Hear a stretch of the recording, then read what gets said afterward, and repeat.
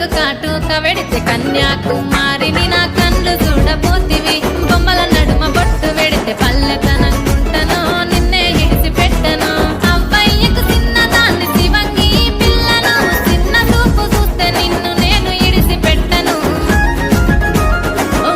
పిల్లగా అరరే ఓ పిల్లగా అమ్మో ఓ పిల్లగా వెంకటేశు చూడకపోతుంటవో కానకపోతుంటవో నా పిల్లగా వెంకటేశు చూడకపోతుంటవో కానకపోతుంటవో